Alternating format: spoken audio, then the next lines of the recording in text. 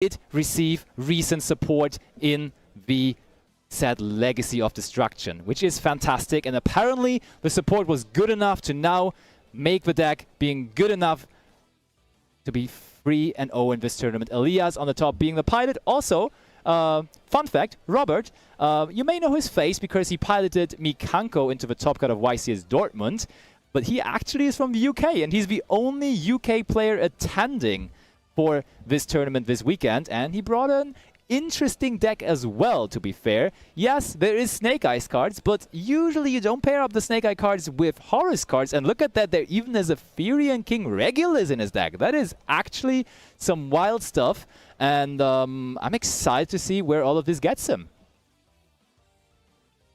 And I'm also like, I'm excited for this one for multiple reasons. I want to see what Vaalmonica does. I want to see what Robert has cooked here, because I have never seen that combination of cards. And now Elias takes a breath, is like, oof, yeah, also the Snake Eye Ash. And to me, it looks like Robert has all the tools that he needs. And he's kind of smiling. He is enjoying himself, searching Snake Eye Poplar here. And, yep, nothing there to stop him just yet. In the past, Pendulum decks usually were struggling to include cards like Ash Blossom and Joyous Spring, Effect Veiler. They were not having a whole lot of space for those hand interactions. But let me tell you, for the 41 card Vaalmonica deck that Elias brought here, he did actually find quite some space to include those cards, and I think that may be his recipe for success. And there is the Ash Blossom and Joyous Spring, for example, and it is going to be used right there on the second effect of Snake Eye Ash. We send the Snake Eye, the new Snake Eye main deck monster, alongside the Snake Eye Ash, and yeah, that was stopped. Oh, but that is also a good way to stop stuff, as Triple Tactic Talents is being activated by Robert. And look at that, Robert is not even reading the two Vaalmonica cards that are there in the hand of Elias. So maybe Robert actually knows what the Vaalmonica cards do. And I mean, he played Mikanko at YCS Dortmund where nobody was playing it. He was like one of the first players that actually brought it. So maybe he's just... he knows what the more niche decks in the format can do, and maybe he considered himself to bring that deck. But like, first of all, Triple Tactic Talons was used to get rid of that Nibiru from hand. That is definitely not bad. But Elias sits there with a couple of Vaalmonica cards in his hand, and maybe that is all he needs. Who knows? But Robert is going to use the effect of his King Sarcophagus there, sending him Seti to the graveyard. Okay, yep, we bring back what I like about the Horus engine, and maybe that is the recipe to success here so far for Robert.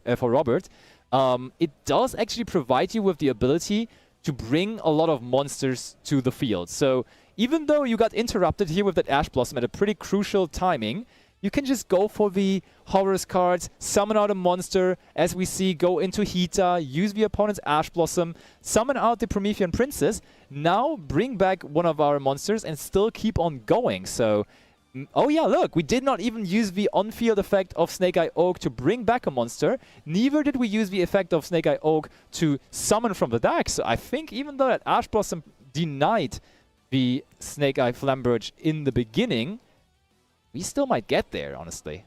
Ooh, and look at that. For the first time now this weekend, we see the usage of the Snake Eye Diabellstar, newly added card to the deck in Legacy of Destruction, and saying, while this card is a continuous spell, you can target one fire monster in your graveyard except Snake Eye Diabellstar, place it, face up in its owner's spell and trap zone, and if you do, you can just special summon this card out. So look at that. We traded one of our monsters there in the graveyard to put it into the spell and trap zone, and in the meantime, we brought out another monster to the field, which is actually just very, very, very strong. I'm still wondering about that Regulus there, though. That one is kind of surprising me. I didn't expect Regulus, because I was already surprised when I saw his deck in general, deciding to run the Horus cards together with the Snake Eye cards. And now there's a Regulus sitting there as well, which maybe you guys at home can help me out with that, but I'm struggling to find usage for it, honestly. Like, what even...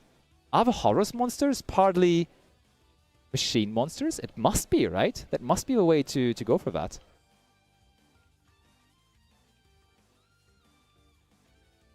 And even though we got stopped once, we still go strong. Relinquished Anima is coming to the field here, being the Link 1 summon of choice. It's just like this deck is bringing monsters to the field non-stop. So many of them. And I mean, hear me out. That Furion King Regulus there in the Spell and Trap Zone actually is fantastic because you can summon out Regulus on the opponent's turn now. That is very, very, very strong. We go for Selene. And yeah, we have a way in this deck to convert all of those monsters into success. Because we can just go Selene, we can use Selene and the Witch to go into Appaloosa. And that makes Selene, like Selene was strong already before the introduction of Snake Eye Diabellstar. But now there is an additional spellcaster in the deck, making the card even more viable, making it able to be summoned even more. So, not gonna lie, through an Ash Blossom and Joyous Spring, putting up this looks really strong. And we did not even bring back Imseti yet with the King Sarcophagus. Not even done yet. And that's the pass there. Yeah, for the people wondering how that Regulus even got into the Spare and Trap Zone, you can target whatever card you want with Snake Eye Flamberge in the graveyard and put it into the Spare and Trap Zone. And so our way of doing that there was just doing it through the Snake Eye Flamberge. Okay, and now over to the Vaalmonicas. So Elias did not scoop this one up here. He's still confident that going second he can do it with his... I'm just assuming it is one of his favorite decks when he decided to bring it here to this tournament. And he starts things off with the field spell Vaalmonica, the Agophological Voice. I almost got that one right, I hope. But yeah, we just, when we activate that card, can add one Vaalmonica monster from our deck to hand. So... normal summon we go.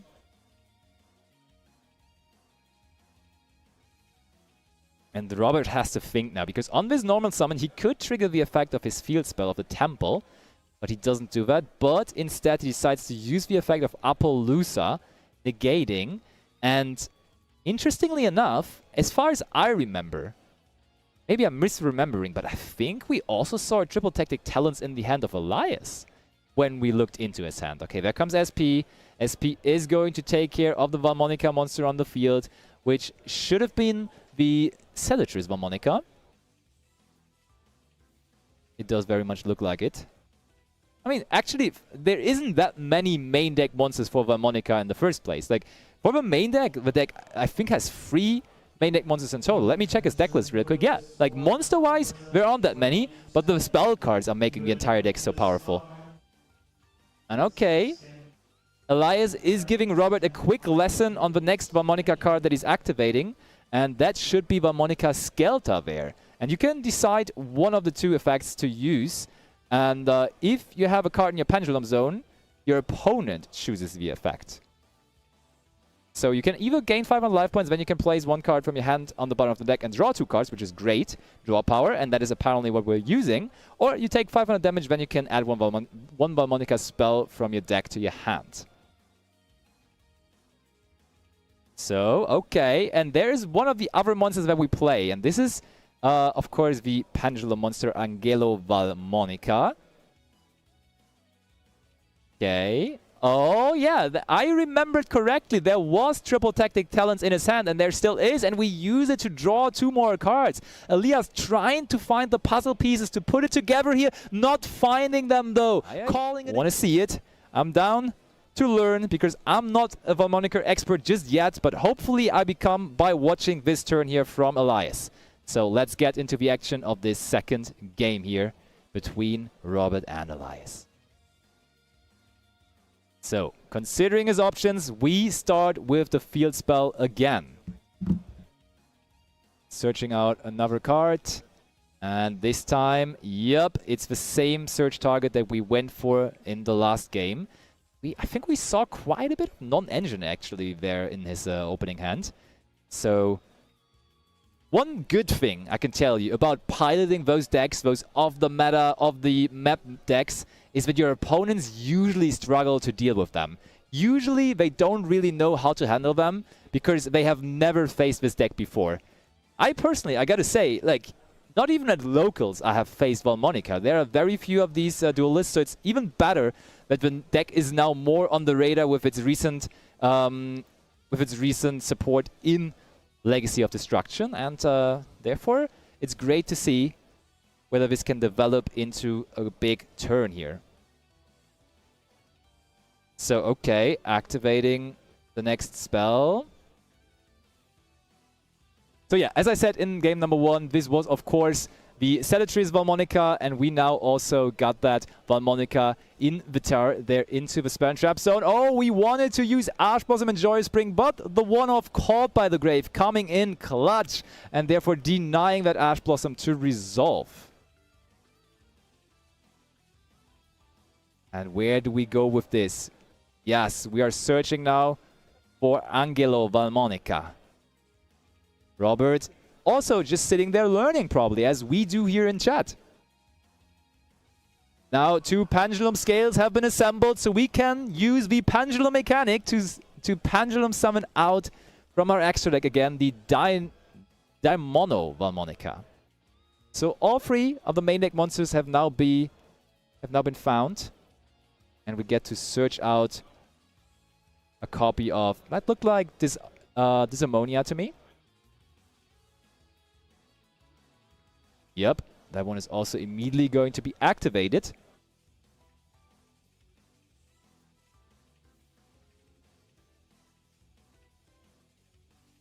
And this Ammonia allows you to place 1 resonance counter on 1 card in your pendulum zone, and then you can apply one of the effects. Either gain 500 life points, then you can add 1 of your banished Vaalmonica cards to your hand, or take 500 life points damage, and then you can add 1 Vaalmonica card from your graveyard to your hand instead. Okay, but we're obviously not done yet. We do go for an Exceed summon there, and that is going to be Gallant Granite. Okay, so we are searching for a rock here, apparently. Generic rank 4, which allows us to search out Nibiru from our deck. Okay, interesting setup. Getting that Nibiru there as a pretty good weapon, of course, against the Snake Eye Horus deck, because as we just saw in game number 1, that deck is relentless in summoning monsters. It keeps on summoning, keeps on going, doesn't stop at any point. And now, to me, that looks like Drualume, Vaalmonican Heaven Hallow. And that is actually, it's completely generic, which is insane to me, because we just used that Gallant Granite. Oh wait, was it? Oh, it may have been the other one. Oh no, wait. It's actually, it's also a Link 1, but it was the other one, the one that was yeah, give me a second. This one actually was Sebufera, the Vaalmonican Hollow Heathen. Yeah, as I said, generic Link 1. You can basically play that in whatever, and he just linked off the Gallant Granite to bring out the Sebufera.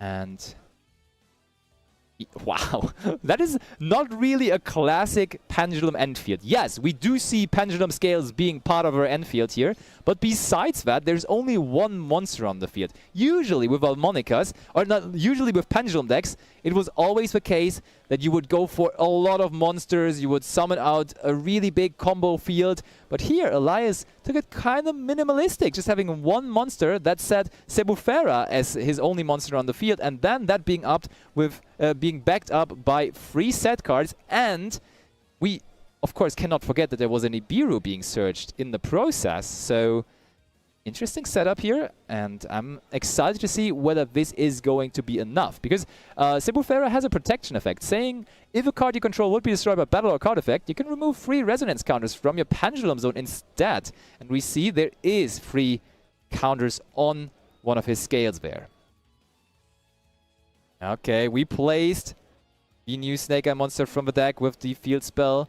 That is now definitely a way to do things, and we activate original Sinful Spoils, bringing out Snake Eye Ash, using the effect of Snake Eye Ash now too, grabbing ourselves a copy of Snake Eye Oak.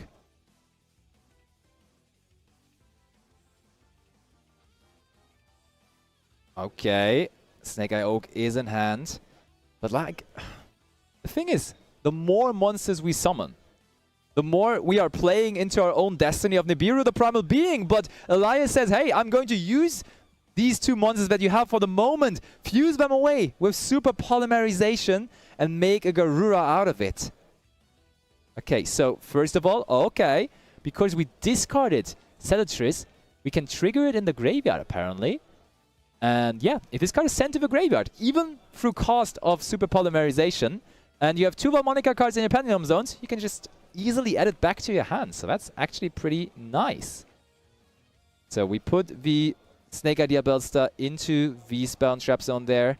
Actually, funnily enough, into the Pendulum Zone even. So we're playing a Pendulum Mirror now, ladies and gentlemen.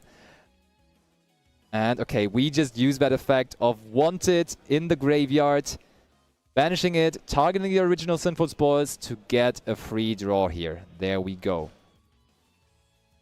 But yeah, still that factor of Nibiru being in the room, being in the head of Robert. He knows it's there. And I mean, Nibiru in general is already tough when you have to face it, when it comes down unexpected. But when you know it's there, it's kind of... It's so tough to handle because you just know it's there and you have to figure out a way how to deal with it. And is there even a way how to play around that set Nibiru here? I'm not sure, honestly.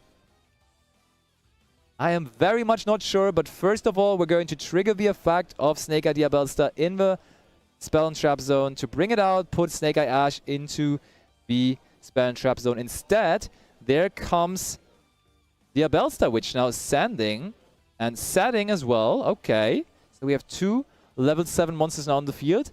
Is he now also going to start Exceed summoning with his deck here? Looking at his extra deck, he has Exceed monsters in there. He has Zombie Vampire and Sagas as well, which is interesting. Oh, now I can understand the Regulus. We are playing Sagas in our extra deck, being able to search out the Regulus. Okay, it now all makes sense, but we are finding another piece of interruption here, and that is Vaalmonica followed Rhythm here. And you can, again, apply one effect, but if you control a Vaalmonica Link monster, you can actually apply both effects. And you can gain 500 life points, then you can destroy one spell trap card on the field. We did that. Or both. In that case, we do it both. Take 500 damage, then you can return one monster from the field to the hand. So that Snake Eye Diabellstar is gone.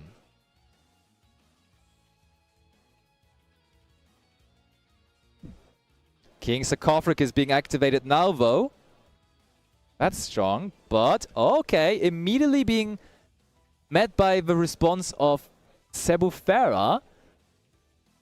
And let me tell you, sportsmanship, handshake before game number 3. Let's get into this. Robert again now leading into this. Ooh, and I think I saw a Droll Lockbird there in the opening hand of Elias, which versus the pure version of Snake Eyes. I don't like that much, but against the version that we're seeing here from Robert, it might actually be quite impactful. And now, when Robert is starting off with Snake Eye Ash, searching Snake Eye Poplar, activating the effect of Snake Eye Poplar, it is the perfect timing to drop that Droll Lockbird to the graveyard, apply its effect, denying the effect of Snake Eye Poplar, meaning whatever we wanted to search with that is not going to be searched here. And we see no immediate triple tactic talents. So I'm assuming this game, contrary to game number 1, we do not have that available to us. But there comes the Link 1 into Anima. We use Snake Eye Ash and the Poplar that put itself into the Spell and Trap Zone, making an Oak or a Flamberge Dragon. What are we making out of it? We used the effect, sent both to the graveyard, and we summon out Snake Eye Oak. Snake Eye Oak now, of course, using its effect, bringing back the Snake Eye Ash. Snake Eye Oak now using its other effect, sending itself and the Anima. And now I think we're going to get that Snake Eye Flamberge Dragon. Yes. We're done with Pyros. We want to summon some dragons now. And that is a very powerful dragon with a very powerful graveyard effect, of course. And that is going to come into place in just a second, being linked off here. Usually that would mean IP Masquerena is coming as the link 2 of choice, and it's also the link 2 of our choice here. And now Flamberge, when it goes to the graveyard, can bring back 2 level 1 fire monsters, of course. We go for Snake Eye Ash and Snake Eye Poplar. And I'm pretty sure we're far away from being done here yet. We are pretty far away from being done just yet. Okay. What's next, though? Usually, the next step here in the turn would be to go ahead and summon out the Promethean Princess. Oh, and we do also have access to the Horus engine. So, normally, Elias tried to prevent cards like Mseti. And, you know, there was Mseti in his hand as well, as we just see. Because, like, after using Drone and Lockbird on the Poplar, or before the Poplar could search, means a card like Mseti in the hand of Robert could not be activated anymore. But Robert, quite frankly, didn't really care, because he had the King Sarcophagus already in his opening hand. And he could even now discard the Mseti, send the Happy, meaning he now even has 2 Horus monsters in his graveyard. So that Drone and Lockbird, in theory, could have been strong, but here, against this specific hand of Robert, it's not really doing that much. That is now the anticipated by myself Promethean Princess coming to the field. We bring back the Flamberge. Flamberge puts VIP Masquerena into the Spell and Trap zone. In game 1, it was like a wild setup that Robert went for. We put the Regulus into the Spell and Trap zone for the Flamberge. We summoned IP and let it on the field. So it was definitely an unusual setup, but this one looks more classic. It looks more like the standard Snake Eye field, and therefore maybe Elias is more prepared for what's coming here. We are linking off these two. We go into Hita. Okay. So that's interesting. Now, we had to link off the Promethean Princess to be able to go into our Horus cards, but we had to only go into Hita. Okay, Hita and the Mseti are now going to make place for Selene.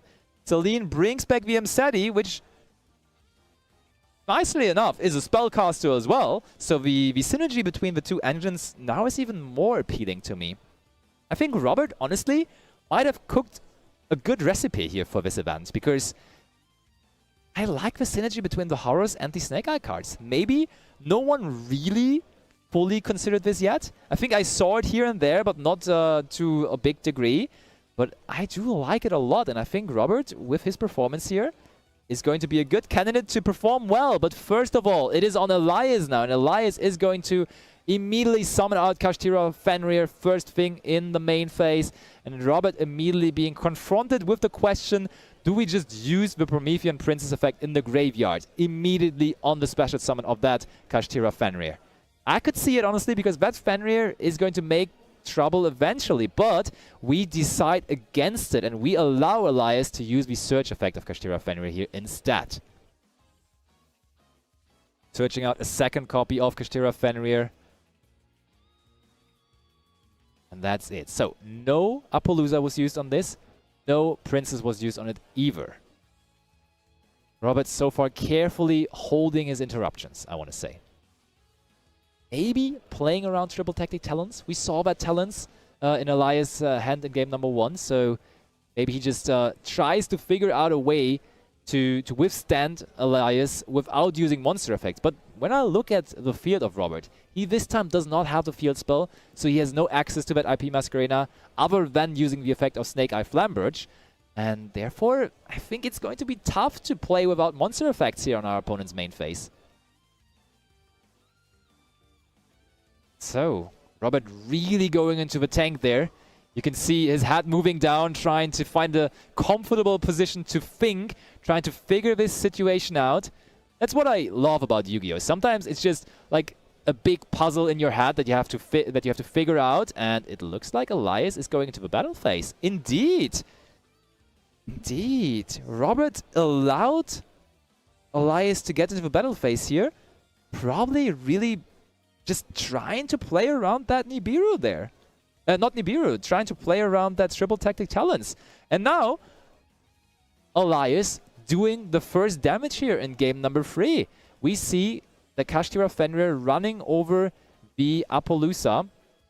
And that means as Kashtira Fenrir, oh, look at that, triple tactics thrust being activated. So, ooh, okay, now we can make some, we can have an explanation for that. So the situation was that Elias tried to... Elias tried to use the effect of Kashtira Fenrir on the Apollousa. That was negated with Apollousa, and then Kashtira Fenrir ran over the Apollousa, meaning the Apollousa had 800 attack points, and therefore we did a total of 1,600 damage. That triple tactics thrust, in theory huge. In practice, though, was met by Ash Blossom and Joyous Spring.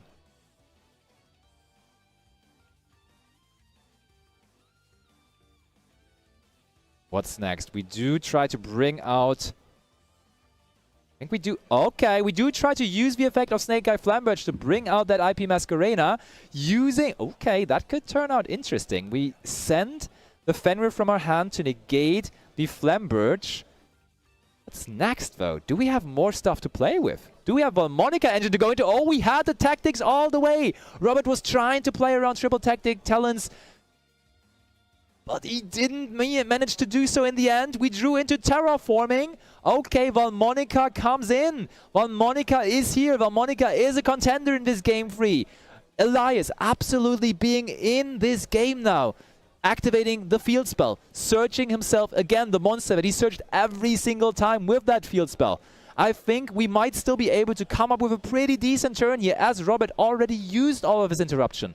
He's not going to be able to get that IP Masquerena there out of the spell and trap zone. He did already use his Ash Blossom and Joyous Spring. The Appaloosa, gone. So we see Elias now being able to just go off as he likes. He drew the cards he needed there with the triple tactic talents. We activated Vaalmonica Invisora now.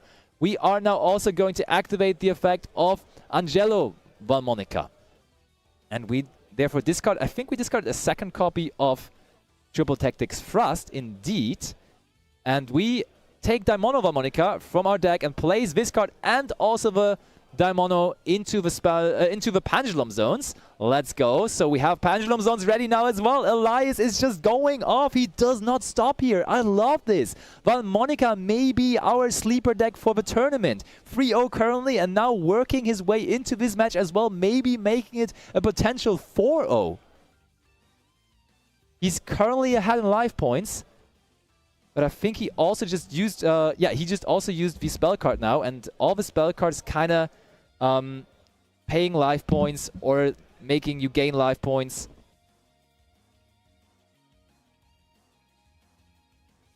And therefore, yeah, we paid that.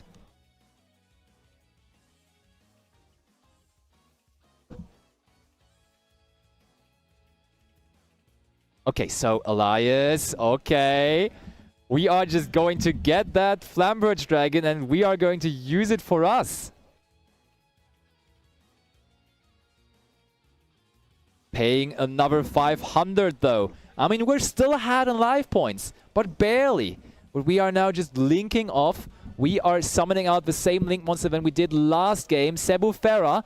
Last game was part of our final setup on the field, and now we get to summon it out quite early. And even though it did not look like a big combo deck last turn, now all of a sudden we're flooding the field with monsters. We are searching for the trap. I think this time it is a different trap, actually. This time we're going to search out... Oh wait, no, it is the same one. This is again Vaalmonica followed Rhythm. And we are following the rhythm of this game, using both of our Level 4 monsters to go into Abyss Dweller. I gotta admit, I have not seen Abyss Dweller in a while. But of course, this is a good deck against the Snake Eye strategy, as it can deny the reborn effect of Snake Eye Flamberge Dragon. Pendulums are back, everyone. And Elias is bringing them maybe to a victory here in this round number 4 featured match. And maybe even further than that. Okay, well, linking up the Flamberge now. Now it's safe to link up the Flamberge because we do not trigger the Graveyard effect anymore due to that Abyss Dweller. And we go, okay, we do not go into... Okay, it is IP Masquerena. For a second I thought that SP is not going to do a whole lot. IP Masquerena seems a lot better. So the setup here, honestly, really, really good. We have an answer to the King Sarcophagus with the Vaalmonica followed Rhythm that we searched. And we have so much more than that on top of it. Dweller is absolutely back, and this is going to be now the turn of Robert. Robert down in life points, but barely.